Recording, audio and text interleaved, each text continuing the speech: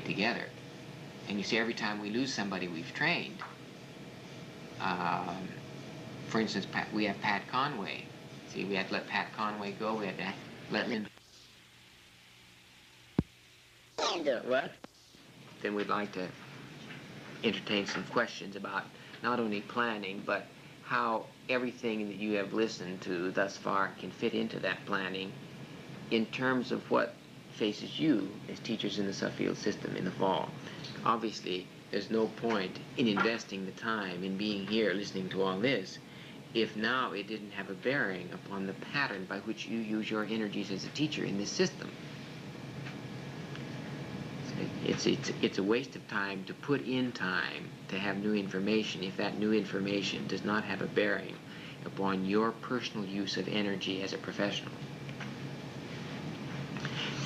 Well, let me talk about some basic elements of planning, and then we'll just join in a general discussion. First of all, planning itself has to be planned. And this is where people often make a mistake. They don't set any preliminary plans for the planning itself, and therefore it's expected to happen by itself, but it won't. The quality of a planning session is determined by some preliminary plans for that session, and this is almost never granted. And what happens is, of course, you call people together for the planning session, and you will find it doesn't get off the ground very well because it hasn't been planned for. And so what happens is that everybody fumbles around for quite a while. And I've almost never seen it happen that it dawns on the group that the reason they're having trouble is that the planning session was never planned for. And therefore, not realizing that, there's this fumbling around to get off the ground. So if you're going to have a planning session, some small group needs to lay preliminary plans for that planning session. And then the people who come to do it need to have a clear sense of what it is they are to do. It may be that you want a brainstorming session. And if that's what you want, then you set things up a little differently. And the amount of time you spend on it will be different. And people then get oriented to it before they get to it a little differently. So, planning itself must be planned. That's a little point that Mag gave me this morning in the car, which I thought was really right on target, because we ourselves have kind of come to a meeting and we didn't plan for the meeting, even though the meeting was a planning meeting, and then you have to fumble around for quite a while. And this is largely because of time constraints. I think people often don't do things as well as they might, not because they don't know better, but because they're operating under constraints. And that's why we have to be charitable and long-suffering and forbearing with each other, because we're all operating under constraints. And sometimes that's not appreciated enough. Any planning session has to operate under the umbrella of some purpose. Have you ever attended some of these tea groups where there is no purpose? Well, I went to one or two of them and I just left because, you know, my life is too short to sit around in a group while this group fumbles to decide to do something and then come up with something totally trivial and useless to do. Now, I suppose that the experience of learning how to tolerate anxiety and frustration in such an experience may have some use, but I think once it's enough for an intelligent person. And to go on week after week after week with it doesn't seem to get anywhere, in my opinion. So you need a general overall purpose, and that's what the model provides. It says the general purpose of education is to actualize the potentialities of children and the staff who are teaching them at an optimum rate. And the whole body of theory that we have generated is designed to provide guidelines for action, for energy use, to accomplish that objective. The purpose itself will be general and broad, and it will be hard to operate on it directly. That's why it has to be transformed down into objectives and goals. These objectives and goals then must at some point have operational expression. By operational expression, I mean that the terms used suggest the evidence that would be acceptable for you. Evidence that you would accept as proof that the objective had been achieved. That means then they ought to be expressed in terms of the learner. This comes right down to your own classroom. When you say, yes, I want to actualize the potentialities of the kids that I'm working with at an optimum rate. I want them to become competent learners in all these areas. And therefore I'm going to involve the children in activities, interactions with specific environments to achieve certain objectives. And that's what your plan will center around. Once you have the goal set, phrased in operational terms of the learner, in other words, you might say, all my children at some time during this year will be able to identify the entire alphabet. They will know the range of letters and the sounds that they make, and they will be able to translate any given sound into sets of letters. You might say that as a general objective, and you probably want to be fairly flexible about that in the sense that some children will be more developmentally advanced than others, and you won't be able to do this, reach this objective for all children at a specific time. But that gives you the direction for all children to be developing in, and you will be able to work with each child in order to push him along in that direction. The reason I mention that is that one of the chief distinctions between traditional educational planning and the educational planning that Anisa envisages is that we always take into consideration the child. The plans must be for specific children. Now, if you look at lesson plans, and I have looked at just reams of them, that teachers have to turn into their principals, these plans are in terms of the subject matter only, usually organized by textbooks. But the children are not included in the plan. Which means that there isn't the attitude and orientation towards the individualization of instruction. See, otherwise the child, who's the critical variable in the whole operation, would be included. And, of course, by the time you write up such a plan for 30 kids, it means if you've got 30 children, you have 30 plans. By the time you wrote them all up, the week would be over and you wouldn't have had any chance to be with the children. That's why the theoretical approach is the better approach, because it enables you to work on this plan without having to write everything down, though some things you will certainly want to write down because it's just too complicated to remember. Now, any good plan has an evaluation scheme built into it so that there are feedback loops where you are collecting information, making observations to keep you on the track. When you get information that things aren't going well, you need to modify right away what you're doing. Otherwise, the feedback will be relatively useless. And it is in most agencies now. For instance, if you take Title I projects all over the state, there is a request for refunding before the evaluation of the year is up, so that the replanning for the following year has nothing to do with the evaluation completed. It's not because educators prefer doing it that way, it's because state and federal funding cycles compel it, because they don't care. They're not individualizing the financial arrangements of the system to meet the needs of the public school system anyway. They're going to have mindless operations, so that all that money that is put into evaluation are just documents put on the shelf. But people go on doing what they were doing anyway.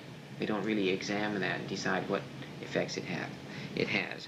So that don't waste time collecting information if you're not going to use it, for heaven's sakes. And if administrative agencies require it, then I think they have to make sure they're going to use it.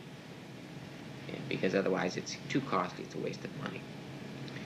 Now, every plan has to have built into it flexibility, because you cannot foresee everything. The future has a way of having some surprises. and therefore the plan's got to be flexible enough so that you can go to Plan B and Plan C and Plan D in case the contingencies that you've organized for Plan A or B or C aren't met. So flexibility has got to be built into this operation. Now there are 4 levels of planning that may impinge upon you. One has to do a planning of what you're going to do to accomplish specific objectives of the curriculum, what you're going to do with those children. Another level of planning has to do with collaborative planning with other people who are going to be working with you with those children, namely curriculum specialists. We've already talked with curriculum specialists here about that. And I think the response that they have made is such that any teacher who wants to have some time can request some time. They may not get it because of the constraints of the system at the moment. But your desire to plan with a curriculum specialist to provide a more organic, whole, integrated approach to the education of children, that possibility is clearly here for development, and we have some plans for that for the next year, which will unfold as we see how things are.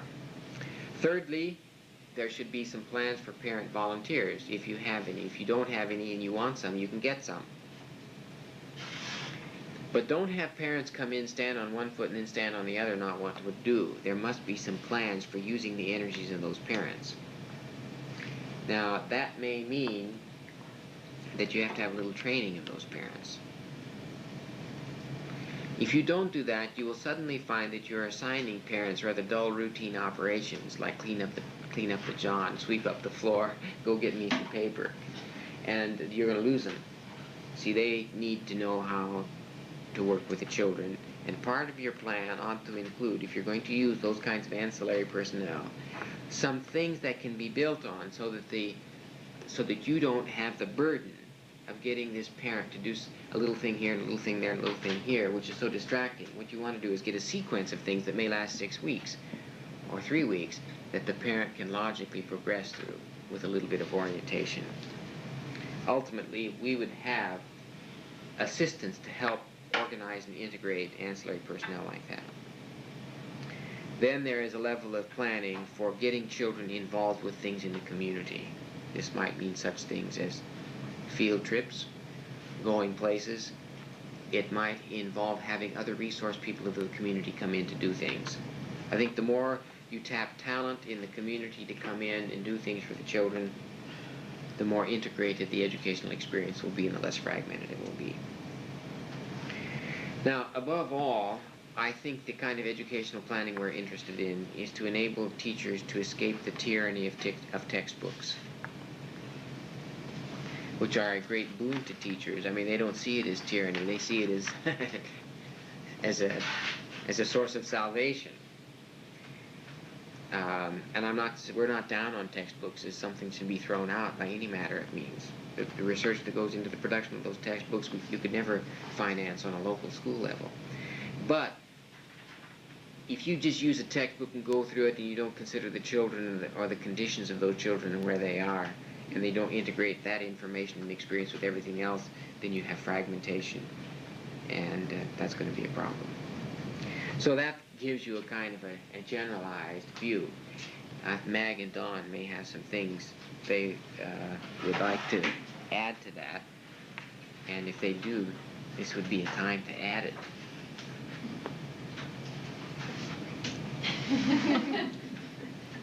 I know Don says, well, you didn't leave anything, you didn't leave anything left over to add, but I can't, I mean, this is just, I've already said things that Mag talked with me and Don talked to me about in the car coming over, so in a way I may have taken the wind out of their sails. You surely did. Well, that's all right. Most of us have to speak from our own experiences, like you yourselves. And my, I guess, almost 20 years of public school experience now leads me to suggest, at least, that planning uh, for the most part, is done by an individual teacher with individual children, at least through the various systems I had to come through.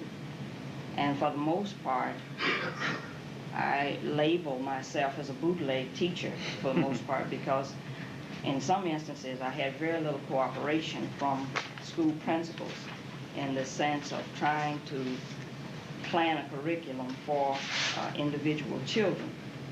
There was always the notion that, the general notion was that let's keep everything together. There wasn't much leeway for diversity of teachers or of children. So if I didn't fit in the mold, like all of the teachers in the sense of turning in those lesson plans every Monday morning, then that kind of puts you on the skids for getting tenure and such things. That hasn't been too bad an experience in my life, because I learned how to scheme like mad and to plan like mad to do things for my kids. I say my kids very possessively, but I'm not fanatic about the thing.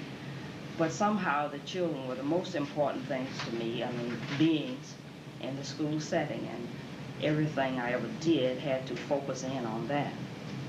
So when the principal asked me to stay for a football game, which I enjoyed and liked, or to chaperone the dance, or to take up the lunch money, I always figured out a way to get the children to do all those things that they could carry on for themselves. And that allowed me more time to do something about the content and the process objectives that we were trying to achieve. So I built into a lot of the system as much flexibility as possible in order to accommodate the goal of getting these children on the cutting edge of their destinies. You know, I've had the experience of being with Mag on a plane and having one of her students meet us in the airport accidentally. A student whose destiny and whose potentiality would have remained repressed, oppressed, and never seen the light of day had Mag not worked with that student in the course. This would be a student, say, in the second, third, fourth, fifth, whatever grade she was teaching, who suddenly found the escape hole in the system by virtue of coming to recognize their own worth and having had Mag impart, in essence, the necessity for the structuring of a self-ideal that projected that child out of that limited, provincial, repressed, racial situation wherever they were, so that they sensed that there were possibilities there. And there's just those kinds of people that Mag released from that imprisonment, scattered all over this country. And every now and again, when I'm with her, we bump into them. So there must be quite, I don't know how many there are, but to just randomly bump in as many as I have must mean there are quite a few sprinkled around. In the town where I worked, there was a department store in Nashville, Tennessee called Harvest, and they had a slogan that said, "Harvest never knows completion." And somehow that caught on with me. They were Whitehead Inns, weren't they? Yes, well, they must have been. Yeah, surely, maybe so. But that whole idea it struck me as being very influential in terms of my own self-worth in working with youngsters, that they could just keep going and going and going. And this is the reason I could never stick with a lesson plan over 2 minutes or 2 days or whatever. I know some of my colleagues had the lesson plan books from years, and so when they get all these principals who would demand all these things, all they did was just kind of switch them around, change a few dates, and these were plan books they had 5 years ago for the class. And if you were in the school system where this year you have 5th grade and the next year you know you're going to have 6th grade and the next year the 7th grade, well, you can find ways to, just scheme and change dates and the like on that same thing. But this particular little slogan just, kept me on the cutting edge, I think, of a lot of things. And because plans were complete, but the moment they were completed, there was something else, because every integration a child makes, he's ready for something new. And if you've got the same darn plan, it just doesn't work. That's right, because you have to be right there with individualizing, and that there's no way you can foresee that. But if you have the theory, then you can act on the spot. That's the point. Maybe they have questions or comments. How about you, Don? Dan, let me address one of the things that you're also aware of, and that is the time planning. And I think that certainly one of my goals in the coming year would be to see what we could do about releasing teachers for more planning time. Now, if we, in the past, in order to bootleg some time for planning, using Mag's word, we used our specialists poorly. We used them back to back to release teachers. And that was the greatest thing ever, 6 years ago. To think that teachers could be relieved from the classroom for half an hour to have a little in-school planning time. But now we know that we probably did children a great disservice by taking these specialists and having them work with large groups of classes. How can you find out how children operate when you're working in an art class or a music class or whatever with 25 children? So I don't know how we're going to get around this, but I think that one of the things we have to talk about is that children don't need a teacher 5 hours a day. They can be left on their own. They can be left with other people, not just specialists. However, we do have to get around that old chestnut of the legal thing. If a child is hurt without a certified person around, you could open yourself up. We had an incident this past year now at Bridge Street. All 8 of our teachers, as you know, Mag, were planning on Thursdays. Every teacher was out of the classroom, and the children were left with volunteers and with aides and so forth. And it worked out very well, I would say. Teachers got a lot of satisfaction from this, and I think the children did too.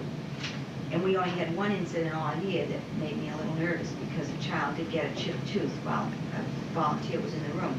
Nothing came of it. The volunteer didn't chip it, did he? No. No, well. But you see, we had the hang-up, Dan, of should we leave these children? Sure, I know. Am I right? You people feel the same thing? Sure. Well, if you watch them break their arms, it's all right, you see. But if you're not watching when they break them, you can get sued. That's the legal stat. Does the law state that somebody has to be legally, officially, someone, meaning a certified teacher or a paid employee, has to be assigned the responsibility for those youngsters, whether or not they're present? Or do they actually have to be present?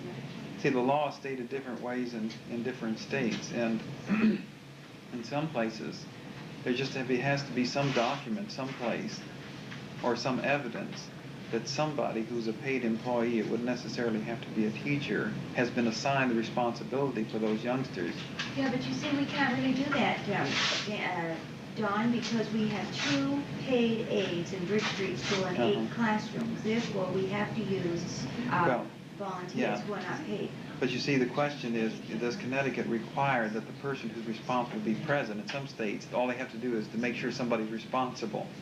Now, it may be that if there's the constraint that somebody who's responsible has to also be present, that's a much more severe problem to work around than if they merely just have to be. You see, and so negligence, therefore, in that kind of state is determined on the basis of whether or not somebody's been assigned. I see. I'm not sure. It'd be interesting, it may be useful to find out.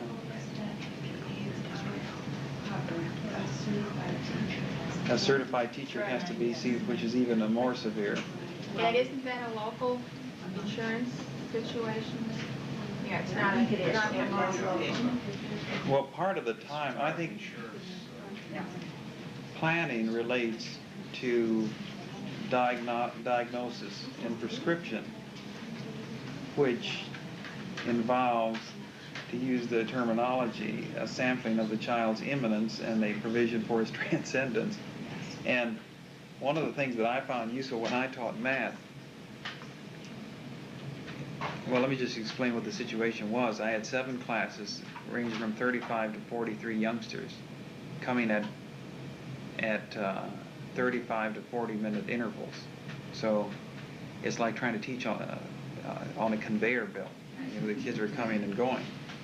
And so in a situation like that, you either throw up your hands and use the drive all the cattle with one stick, or you try to improvise or individualize within the constraints of that impossible situation. And one of the things too is that the teacher has to be on the move. In other words, you cannot teach from one place. Once you get the youngsters involved in whatever the assignment is, and then you circulate. Now, a lot of teachers will just circulate and interact with the youngsters and provide assistance and so on. See, I found it useful to have each youngster have a little card which had two parts on it. One related to whatever he was doing successfully, and the other side had to do with what he needed to work on. That card was present, and I had a card with the answers to the problems that he was working, so that if there's a review sheet that had different operations, as I looked at the youngster, and of course the business of immediate feedback is necessary, so that as I looked at what a youngster had completed to that point, I had a card with the answers I could quickly check and then let him know which ones were right and which ones were wrong, so that I could either assist him with the ones that he had missed, or if it were just a technical error, he'd know which ones were wrong so that he could rework them before going on. And then on his card, which had to do with what he knew and then what he needed to address then, the immanence and transcendence, I could indicate what operations he had mastered, what seemed to be the problem, or what seemed to be the thing that needed to be addressed, and that was on this little card, so I could collect the cards. And then in terms of planning for the next day, you have the database for then determining. And you can also plan on the next, if you know the materials pretty well, you could say that, well, it looks like you're having a problem here with division of fractions. And so you can do some planning right on the spot while you're taking care of all these other responsibilities. One has to be efficient like that in a situation that imposes such severe constraints. I found that useful. And I also, and it may be just unique to a handicap, I have difficulty holding all information in my head. That's why I say that if I lose my briefcase, I might as well quit the profession. In terms of keeping records, those little cards then were always available in that desk, and the youngster kept the same desk so that I could just pull the card out. I had a sense of the plans for him at any given moment. That's a little easier on that level. It's a little harder when That's you're right. working with 5, 6, and Yeah. 7 years. And I think that when we're talking about planning, I think we're talking more in terms of this flexible grouping that we have, that our children may have as many as 3 different teachers. Yeah. And so we're trying to Right. orchestrate this whole thing with our specialists and trying to get a real good program for each child. And that's what we're talking about when we say planning. Sure. And as we're set up now, there's little time for that type of planning. Well, I think it is something that has to be worked on. And if there are means whereby faculty members in the school system are permitted to make input or to have any say over their own destinies as professionals in the system, then those channels provided ought to be used as a means of getting some of that planning time. And then you have to live with whatever the constraints there are, but there's no reason why you can't keep politely fussing to get whatever is required in order to go in that direction. If you don't, of course, other agencies will make decisions for your destiny. Now, we envisage that our own experience has told us that for every hour of top flight teaching, you really need 3 hours of preparation. Now, you never get it. But somehow, in the future, teachers in the schools we design, teachers will have a part of their day away from children to make plans for the following day. It's got to be that way, ultimately. You wouldn't expect a surgeon to go in and perform 8 open heart surgeries in a day, back to back. No, if he does 1 a week, that's as much as he can take. And he will do a tremendous amount of planning and data collection on the patient before he decides. He's got to be free from infection, blood count's got to be this, his blood sugar level's got to be this, he's got to be on a special diet for 3 or 4 days before you do it. And you see, if you just wheel him in on the conveyor belt like we do in education, you know, you're just going to bury, so you're just going to lose too many patients. See? And that's an ideal towards which we ought to work. Now, you know, in Hamden, we did get a half day every week. Those Anisa teachers in McGraw are off every Wednesday afternoon. So starting at 12 noon on Wednesday, or 12 to 4, or as late as they want to stay, they get together and organize what they're going to do for the next week. Sue, you want to speak to that for just a little bit?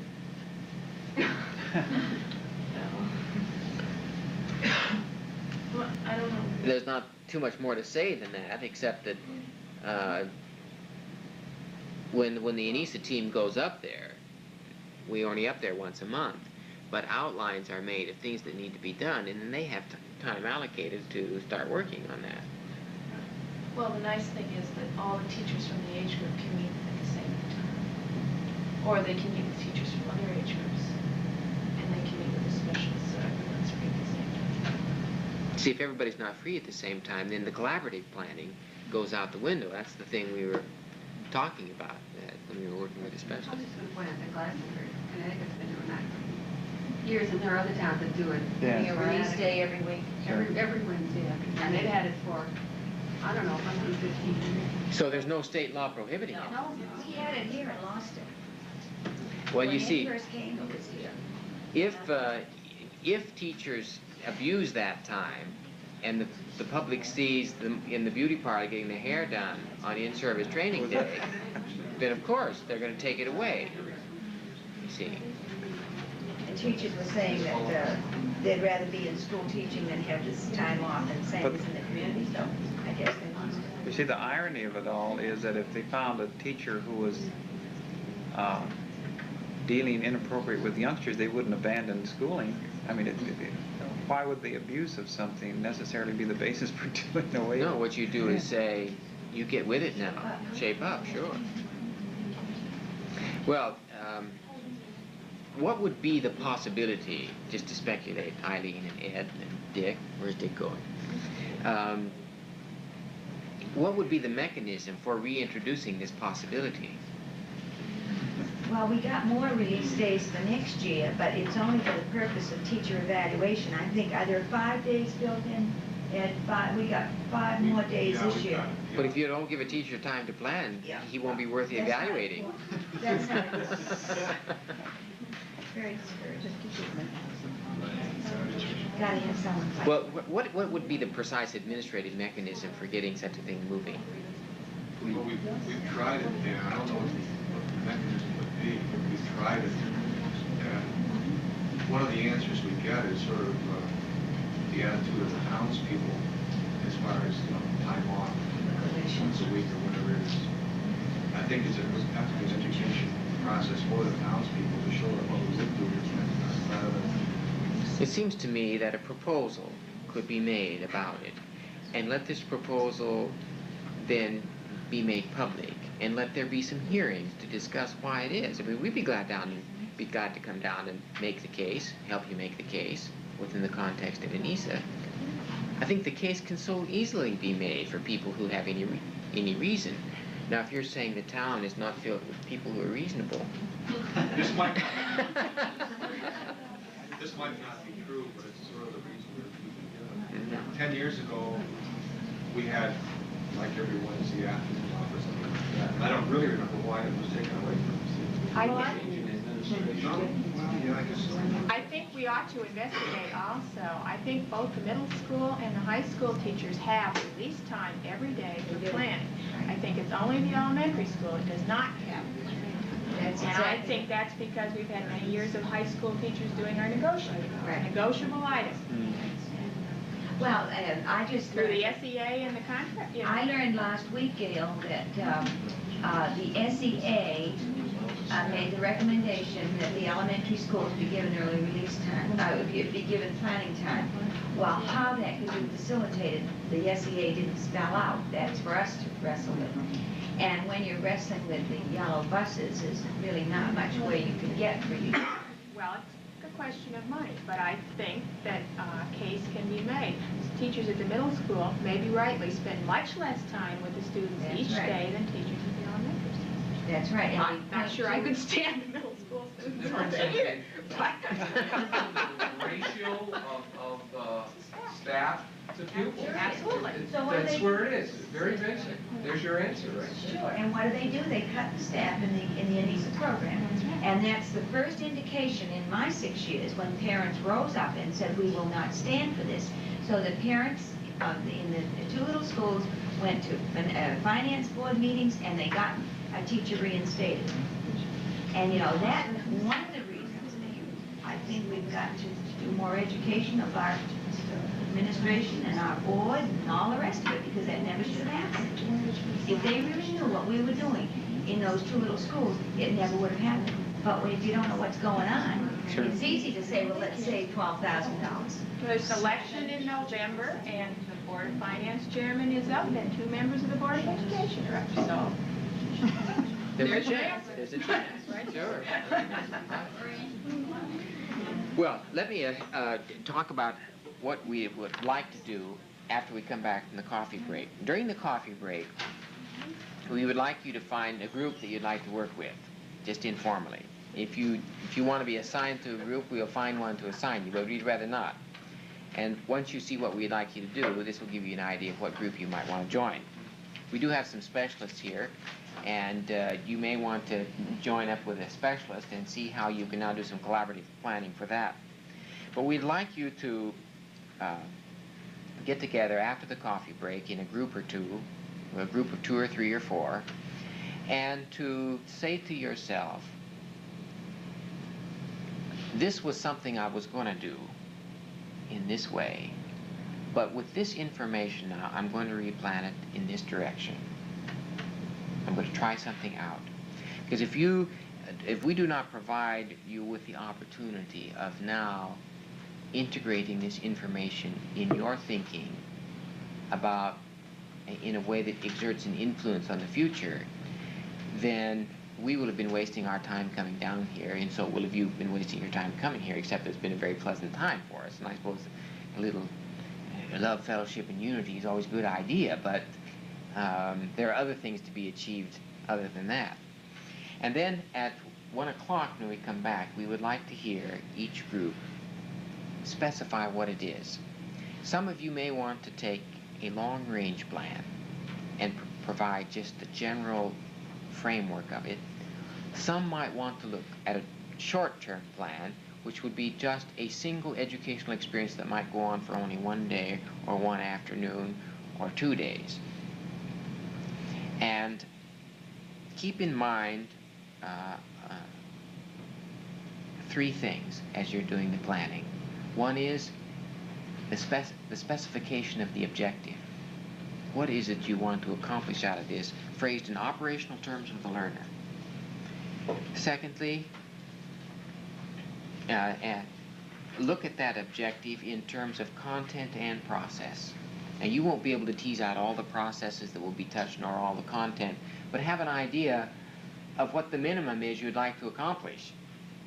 Because if you don't do that, at the end of it, you won't know whether or not you got where you wanted.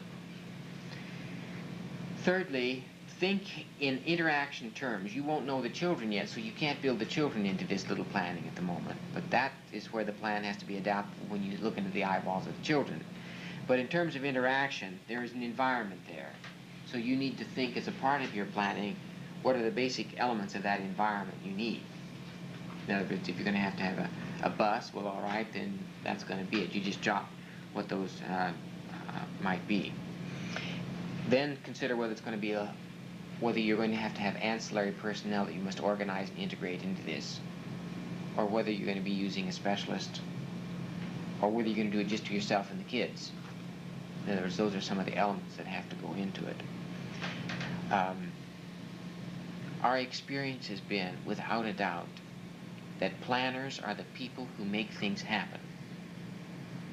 They have the future. Those who don't plan, the future happens to them. And many times, such non-planning types are always wondering what's happening, because they never have any input in anything, because they never just decided that there could be some input. Really, people make assumptions that they have no control over their destinies. And the fact that they make that assumption robs them of the power to have control over their destiny. I'm sure within the Suffield system there are just no end of possibilities of things you can do that will open up doors in extraordinary ways for these children and make you the happiest teacher going. I don't think you can be terribly happy if you're teaching back to back out of a textbook and you're just cranking these people through. But if you can open it up, apply these theories, and roll with the developmental needs of the children, and have your developmental needs factored into that, so that you're growing and developing and keeping up, then it makes the profession very much more, it has what the French call the élan vital. There is a principle of excitement in life that is built into it because there is the actualization of potentiality. Now, that statement of what our objective will be after we come back for coffee, I hope is specific enough. We will be circulating around a little bit and be happy to join any group and talk about it to help look at some possibilities. Yeah, I'd like to insert. Mag, you want to add something? Yes, just one thing. You need not plan for it specifically, but I would like to see us begin to individualize our in-service training to this extent. Those of you who've been together this week have an edge on those who were not here. And to have you repeat, you know, because some of you were kind enough to repeat even though you were here last year, but you didn't get it from the horse's mouth, so to speak. So in that regard, I don't know whether I should say hee-haw or... So I don't think it was that bad. But we have some specifications, one of which we intended to introduce this summer on physical causality. I would like to have Dr. Pattabhi Raman to come at some point during the year. You could plan, this group if you would like, and have him go through that specification with you, because you can use it at the upper levels as well. And there will be any number of those that you could plug in terms of your in-service plan. Now, you may have curriculum plans that include some other kinds of things, because technically and legally, Anisa isn't at the 4th and 5th grade levels and so on. So you might have other plans in mind. But I wish you would think about possibilities of using the specifications. I think they will mean something now. They will be much more meaningful now that you have all of the theoretical background and everything to handle them. And you can go up or down, complexify the tasks suggested in there, and go with the development as far as you can. And if you find, some of those things don't quite in the way we've suggested, then give us that kind of feedback. So that's a possibility to keep in mind in terms of your long-range planning, at least. So don't forget Barbara is here, and Jackie and her temporary replacement, is that the way to say it? Yes. And you are now seeing what the central role of the arts is in the Anisa curriculum. And so I think these people should be seen by everybody else here. If they are working in your school with your children in any way, shape, or form, they should be seen as extraordinary resources for seeing the connections between art activities through music and through the visual arts and their relationship to other parts of the curriculum. So that you may want to tango with, tango with the specialists who are here. So after we come back for coffee, some will be in here, but there are all the tables out there, the round tables in the library, and you can simply go grab one of those tables and get started. Now, when we report back this afternoon, we'd like to have the spokesman for the group specify the objectives, process, content, and indicate what the interactions are, specifying what the environment is, so that we can give you some feedback on this as you give them. Barbara? Do you want Jackie and I, for instance, to be plugged in with just one group, or would it be more helpful if we could do kind of consulting with